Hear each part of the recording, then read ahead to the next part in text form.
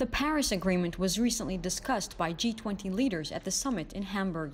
19 of the 20 leaders agreed that the climate accord is irreversible and that the responsibilities must be implemented as soon as possible. Despite calls by several leaders to reconsider, the United States stuck to its decision to withdraw from the agreement. As ways to build a better energy future were discussed at the World Petroleum Congress, the Paris Agreement was also highlighted among significant issues in the field. As one of the world's top producers of carbon emission, the U.S. decision to withdraw is clearly significant. Yet some leaders of the oil industry emphasize that the remaining countries as well as global corporations' commitment to the deal is just as important. And I hope the US will revisit their position.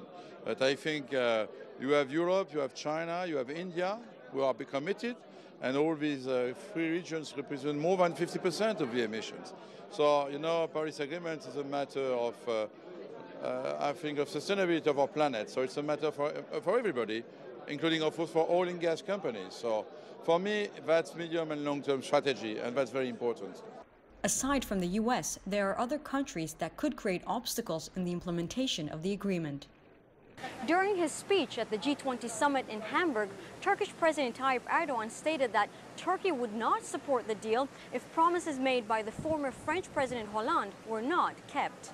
Bizler bundan önce We signed the agreement, but during the negotiations process, the former French president promised to define Turkey's status among the developing countries, and then Turkey was supposed to be exempt from the financial sanctions mentioned in the deal. The agreement will not pass out parliament if this promise isn't kept. bizi gelişmiş ülkeler sınıfında değil. It's not clear whether Turkey would seriously consider quitting the agreement as Erdogan suggested, and though the U.S. withdrawal has created an obstacle in the process, it seems leaders in the energy field are determined to stick to it. Michal Vardavid, CGTN, Istanbul.